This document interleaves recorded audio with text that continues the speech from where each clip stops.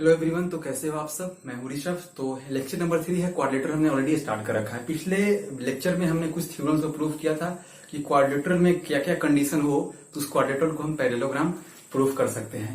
और एक आध और उसमें हम कुछ और ऐड कर लेंगे तो यहाँ पे जाकर हमारा एक यूनिट कम से कम इस चैप्टर में कंप्लीट हो जाएगा। तो देखो आज हम कुछ टॉपिक्स को ना पढ़ के हम पहले क्वेश्चन से स्टार्ट करेंगे और क्वेश्चन को आप थ्योरम के तौर पर भी समझ सकते हो। क्वेश्चन देखना तो एनसीईआरटी में होगा, ये थ्योरम नहीं है, क्वेश्चन है कि इफ, देखो यहाँ पे मैंने लिख कर लाया है क्वेश्चन को। इफ ऑल, ये प्रूफ करना है कि in a rectangle all angles are equal to 90 degree. Statement को मैंने शॉर्ट करके रखा है, इसे आपको प्रूफ करना है। तो रेक्टेंगल को पहले आप बनाओ। यहाँ पे रेक्टेंगल मैं यहाँ ले रहा हूं ABCD। देखो तो गिवन क्या है आपके पास, गिवन है एक rectangle ABCD। Rectangle ABCD to proof क्या करना है, all angle equal to 90 degree. Proof क्या सीधे आप देखो, प्रूफ में क्या हुआ कि इसमें एक एंगल तो 90 डिग्री हो, मैं मान के चलता हूं कि क्वाड्रेटर में एक एंगल 90 डिग्री होगा। तो हमें प्रूफ करना है कि ऑल एंगल्स क्या होना चाहिए, इसका ये पैरेललोग्राम का 90 डिग्री होना चाहिए। तो एक एंगल दिया गया रहेगा आपको। तो देखो आप यहाँ पे हम इसे रेक्टेंगल ना मान के हम पैरेललोग्राम मानते हैं। इन पैरेललोग्राम ABCD, क्योंकि एक रेक्टेंगल पैरेललोग्राम होता है। तो इस पैरेललोग्राम में आप क्या मान सकते हो, AD जो है, लाइन AD पैरेलल है किसके, BC के, क्योंकि opposite side of parallelogram are equal and parallel as well. तो देखो यहाँ पे क्या कर सकते हो, angle A plus angle B equal to 180 degree. ऐसा क्यों होगा, सम ऑफ, रीजन दे सकते हो, sum of interior angles on the same side of transversal,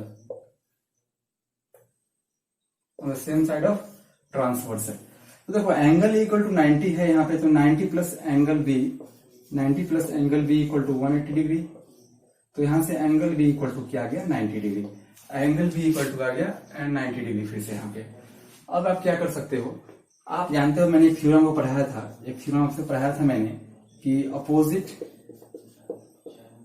angle of parallelogram are equal. Opposite angle of parallelogram क्या होते हैं, आपस में इक्वल होते हैं। तो एंगल ए इक्वल टू क्या होगा, एंगल सी के, and angle B equal to होगा एंगल डी के। तो एंगल ए क्या है, 90 हो जाएगा, तो एंगल सी भी 90, एंगल बी 90 हमने प्रूव कर दिया है, तो एंगल डी 90, और सभी क्या हो जाएगा मिलके 90 डिग्री के इक्वल। तो हमने जो प्रूफ करना था वो प्रूफ ऑलरेडी कर रखा है। तो हमें जो प्रूफ करना था यहाँ पे देखो प्रूफ हो चुका है। तो आगे मूव करते हैं, ये क्वेश्चन के तौर पे और देखो क्या हो सकता है, diagonal of a rhombus are perpendicular to each other. Diagonal of a rhombus are perpendicular to each other. तो रोम्बस आप बना सकते हो,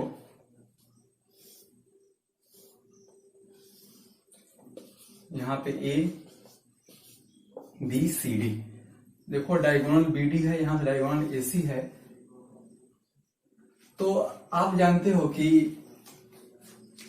रोम्बस का जो साइड होता है इक्वल होता है, और डायगोनल जो होता है वो आपस में इक्वली एक दूसरे को बाइसेक्ट करते हैं। तो हमें क्या प्रूफ करना है, 90 डिग्री होना चाहिए। यह पॉइंट को आप O मान लो। तो गिवन क्या आप दे सकते हो, गिवन है रोम्बस ABCD। टू प्रूफ क्या करना है आपको, प्रूफ यही करना है angle DOA equal to angle BOA equal to 90 degree. मतलब कि ये एंगल जो होगा वो 90 के इक्वल हो सकता है। तो कंस्ट्रक्शन होगा, नहीं तो प्रूफ करना है। प्रूफ क्या करेंगे हम, कोई दो triangle of in triangle DOA या AOD एंड AOB, इन दोनों ट्रायंगल में आपस में ध्यान से देखो। AD इक्वल टू किसके होगा, AD इक्वल टू AD का होगा। क्यों, क्योंकि रोम्बस के सभी साइड्स इक्वल होते हैं, तो ये दोनों साइड आपस में इक्वल हो जाएंगे। तो यहाँ पर देखो DO इक्वल टू क्या है, OB क्या है, गिवन है, और OA इक्वल टू OA क्या हो जाएगा, वो कॉमन साइड है। तो पहले आप क्या लिखो, AD इक्वल टू AB के, क्यों, इसका रीजन हो जाएगा साइड्स ऑफ रोम्बस। रोम्बस के साइड्स क्या होते हैं, आपस में इक्वल होते हैं। दूसरा क्या दे सकते हो आप, OD इक्वल टू OB, क्यों, इसका रीजन हो जाएगा diagonal bisect to each other, diagonal bisect to each other. तीसरा आप क्या दे सकते हो, OA इक्वल टू OA, ये क्या है, कॉमन साइड है। तो यहां से क्या कर सकते हो, देयरफॉर ट्रायंगल AOD कॉन्ग्रुएंट है ट्रायंगल AOB के, किससे हो जाएगा, साइड से। तो सीपीसीटी से आप क्या कर सकते हो, angle DOA equal to angle BOA के, angle DOA equal to angle BOA के, या मैंने ऊपर अगर AOB लिख दिया है तो आप AOB ही लिखो। ये किससे हो जाएगा, corresponding part of congruence triangle से। अब देखो कि DOB एक स्ट्रेट लाइन है, OA उसको बाइसेक्ट करा है, तो लीनियर पेयर से भी आप क्या कर सकते हो, angle DOA plus angle AOB equal to 180 degree, linear pair से लिख सकते हो। DOA इक्वल टू क्या है, AOB के, तो यहाँ पे लिख सकते हो 2 टाइम्स DOA प्लस DOA, तो 2 times DOA equal to 180 degree, cancel हो जाएगा 90 टाइम्स में, तो कैंसिल हो जाएगा 90 से, यहाँ पे angle DOA equal to 90 degree, तो DOA इक्वल टू 90 डिग्री। आपने इस एंगल को 90 प्रूफ कर दिया है, तो ये भी 90 हो जाएगा, और ये भी 90। तो diagonal of a rectangle bisect, तो diagonal of rhombus bisect to each other perpendicularly. तो अगला जो हमारा टॉपिक है उसका नाम है मिड पॉइंट थ्योरम। इंपॉर्टेंट है, इसे ध्यान से समझना आप लोग, मिड पॉइंट थ्योरम। अब मिड पॉइंट थ्योरम क्या बोलता है कि अब यहाँ पर ट्रायंगल का बात है, रेक्टेंगल का नहीं या क्वाड्रिलेटरल का नहीं। तो आप देखो, अगर कोई एक ट्रायंगल है ABC, एक ट्रायंगल है ABC, उसमें यहाँ पॉइंट है D, यहाँ पे है पॉइंट E। तो इसमें गिवन क्या है आपको समझना है, गिवन यही है कि गिवन है यहाँ पे point D and E are midpoint on AB and AC respectively. मतलब कि पॉइंट D जो है AB का मिड पॉइंट है, पॉइंट E जो है AC का मिड पॉइंट है, तो ये दोनों साइड आपस में इक्वल हो जाएंगे क्योंकि मिड पॉइंट है। तो हमें टू प्रूफ में आना है, टू प्रूफ क्या होगा, टू प्रूफ करना है। और दूसरा चीज, और इसमें दिया गया दूसरा चीज क्या है, D जो है पैरेलल है किसके, BC के, इतना गिवन है। तो टू प्रूफ में आना है, टू प्रूफ में क्या करना है, हमें यही प्रूफ करना है, D equal to half of BC, यानी कि D का लंबाई अगर 5 है तो BC का लंबाई 10 होना चाहिए, मतलब D equal to half of BC। अब आ गया प्रूफ पे। प्रूफ किस तरह से होगा, तो प्रूफ से पहले आप यहाँ पे देखो, प्रूफ ऐसे नहीं कर सकते, आपको कंस्ट्रक्शन करना होगा। तो कंस्ट्रक्शन क्या करना है, आपको यही करना है कि इस लाइन को D को एक्सटेंड करना है, यहां तक एक्सटेंड करना है, और ज्वाइन कर देना है C को F से ज्वाइन कर देना है। तो यहां पे कंस्ट्रक्शन में क्या कर सकते हो, extend E to F and join CF को ज्वाइन करेंगे, C को F से ज्वाइन करेंगे, और E को कहां पहुंचाया है हमने, F के साथ पहुंचाया है। तो यहां पे आप देख सकते हो, प्रूफ में आप क्या लिखोगे, प्रूफ में लिखोगे कि ऐसा कंस्ट्रक्शन करने से क्या हो गया, BCFD is a parallelogram. Parallelogram बन चुका है, पैरेललोग्राम बन गया है। तो DF किसके पैरेलल है, BC के। तो एक्सटेंड किया, तो अब हमें देखना है किसमें, इन ट्रायंगल। देखो दो तो ट्रायंगल दिख रहा है यहाँ पे, ADE, in triangle ADE and triangle CEF में। तो यहाँ पे देखो आप क्या कर सकते हो, यहाँ पे CE, तो यहाँ पे क्या कर सकते हो, देखो CF किसके पैरेलल है, BD के, क्योंकि पैरेललोग्राम है तो AB के ही पैरेलल तो CF होगा। तो यहाँ पे आप लिख सकते हो, अगर CF पैरेलल है BD के, आप देखो समझो यहाँ से, अगर CF पैरेलल है BD के तो CF पैरेलल AB के हो सकता है, तो आप लिख सकते हो CF जो है वो पैरेलल है किसके, AB के, and AC is a transversal, AC है ट्रांसवर्सल। तो यहाँ पे आप अल्टरनेट एंगल से angle equal to angle C कर सकते हो क्या, मतलब एंगल C, ये वाला एंगल ECF। तो यहाँ से देखो आप angle ECF equal to angle DAE के, या किससे हो जाएगा, अल्टरनेट एंगल से। समझते रहना, काफी आसान है। उसके बाद EC इक्वल टू AE के, EC इक्वल टू AE के, ये क्या है, गिवन है हमारे पास, क्वेश्चन में गिवन था।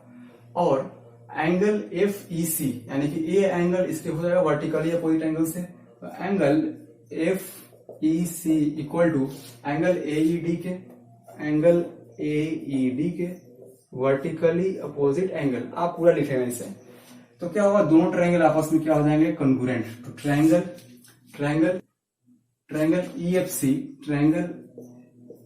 EFC वो कॉन्ग्रुएंट हो जाएंगे ट्रायंगल किसके, ADE के, ट्रायंगल ADE के, किससे, एंगल साइड एंगल से। तो देखो आप क्या कर सकते हो, सीपीसीटी से आप एक काम कर सकते हो, तो दोनों ट्रायंगल आपस में कन्वर्ट हो जाएंगे, तो आप लिख सकते हो सीपीसीटी से EF इक्वल टू DE के, EF इक्वल टू क्या लिख दो, DE के। ये सीपीसीटी से लिख सकते हो आप, सीपीसीटी से इसे इक्वेशन फर्स्ट मान लो, आगे काम आ सकता है। इतना समझिए ना, कोई भी दो ट्रायंगल कन्वर्ट होते हैं तो आपस में कॉरस्पॉन्डिंग पार्ट इक्वल होते हैं। तो देखो, तो यहां देख सकते हो आप कि इन पैरेललोग्राम BCFD में क्या हो जाएगा, BC इक्वल टू DF, क्योंकि अपोजिट साइड ऑफ पैरेललोग्राम आपस में इक्वल होते हैं। तो यहां से BC इक्वल टू आप क्या लिखते हो, DF को क्या लिख सकते हो आप, DE प्लस EF लिख सकते हो। DF equal to DE plus EF। तो BC इक्वल टू और क्या लिख सकते हो, BC इक्वल टू लिख सकते हो D प्लस EF। EF की जगह पे आप क्या डाल सकते हो, देखो यहाँ पे EF की जगह पे D डाल सकते हो, तो D प्लस D हो जाएगा 2DE। यहाँ पे लिख सकते हो फ्रॉम इक्वेशन फर्स्ट। तो यहाँ से D equal to half of BC, यही बोलते हैं हम इसे मिड पॉइंट थ्योरम या मिड पॉइंट फॉर्मूला। तो एक क्वेश्चन और करना चाहूंगा, आपके बुक में दिया गया है कि एक पैरेललोग्राम है, उसके सभी एंगल का बाइसेक्टर इस तरह से कुछ है। आप क्वेश्चन को समझा दे रहा हूं, आप खुद से करना और मैं करवा भी दूंगा। इस तरह का एक फिगर है, एंगल ABCD, वर्टेक्स ABCD है, और यहाँ पे दिया गया है PQRS। ABCD एक पैरेललोग्राम है। यहाँ पे AP जो है एंगल A का बाइसेक्टर है, BP क्या है, एंगल B का बाइसेक्टर है, CR जो है एंगल C का बाइसेक्टर है, और DR जो है तो एंगल D का बाइसेक्टर है। और जो फिगर बीच में दिख रहा है PQRS, उसको प्रूफ करना है कि PQRS इज रेक्टेंगल। हमें प्रूफ क्या करना है, तो प्रूफ करना है PQRS इज ए रेक्टेंगल। तो मैं आपको बताता हूं किस तरह से आप कर सकते हो। करना कुछ इस तरह से है कि देखो यहाँ पे एंगल 1 एंगल 2 है, यहाँ पे एंगल 3 एंगल 4 है। तो यहाँ पे एक काम आप कर सकते हो, काम क्या करना है कि angle A plus angle B equal to क्या होता है, 180 डिग्री।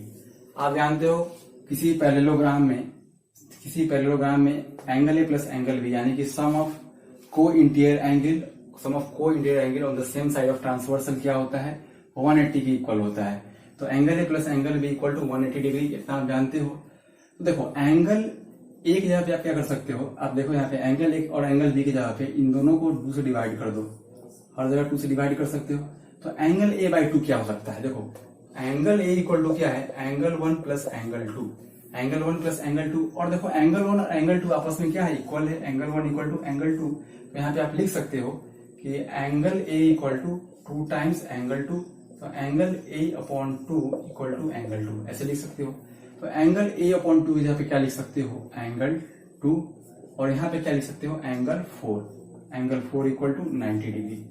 अब देखो इन ट्रायंगल PAB कौन सा ट्रायंगल, PAB बड़े वाले ट्रायंगल में देखो किसी भी ट्रायंगल में अगर दो एंगल 90 हो गए, देखो किसी भी ट्रायंगल में अगर दो एंगल 90 हो गए, तीसरा एंगल ऑटोमेटिक 90 होगा, तभी तो तीनों मिलकर 180 पूरा होना चाहिए।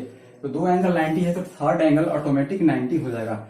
तो पीएबी में क्या आ जाएगा, angle P plus angle 2 plus angle 4, angle P plus angle 2 plus angle 4 equal to 180 degree. Angle 2 plus angle 4 क्या है 90 डिग्री, तो एंगल पी इक्वल टू क्या आ गया हमारे पास 90 डिग्री। तो एंगल पी को हमने 90 प्रूफ कर रखा है। इसी तरह से अब आओ in figure in triangle DRC में क्या हो जाएगा, इसे आप फिर से मान लो एंगल क्या मान सकते हो, एंगल यहाँ 4 हो चुका है तो एंगल 5 मान लो, angle 6, angle 7, angle 8, angle 6, angle 7, angle 8 इस तरह से मान लो आप। तो यहाँ पे क्या हो जाएगा, angle D/2 plus angle C/2 equal to 90 degree, इस तरह से लिख सकते हो।